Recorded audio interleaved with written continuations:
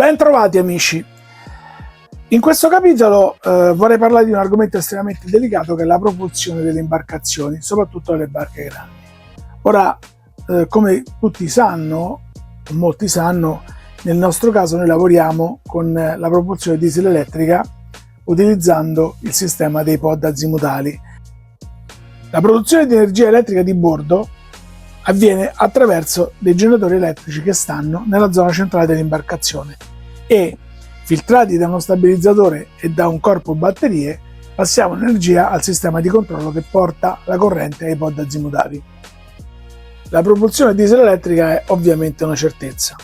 Importando, come abbiamo fatto altre volte, dal naviglio maggiore e i sistemi più avanzati, utilizzeremo da oggi in poi un'energia differente.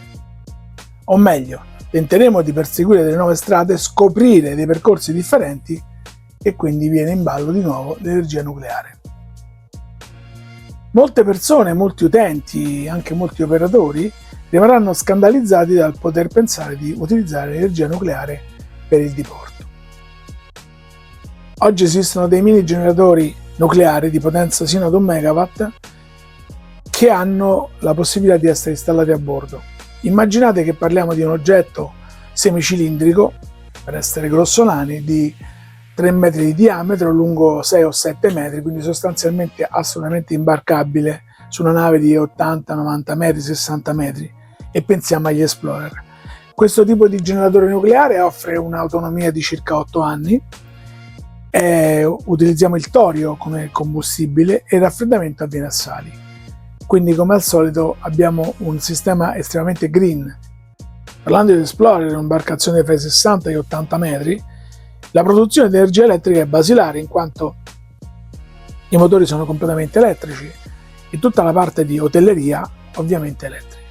Si può anche pensare ad un sistema misto, come abbiamo già fatto nel Nautilus, dove avendo una parte a pannelli solari possiamo addirittura recuperare un po' di energia da questo sistema, che non è poca cosa perché con i pannelli solari a certe latitudini si hanno delle rendite molto alte. Ma la grande introduzione, la grande polemica è proprio l'energia nucleare.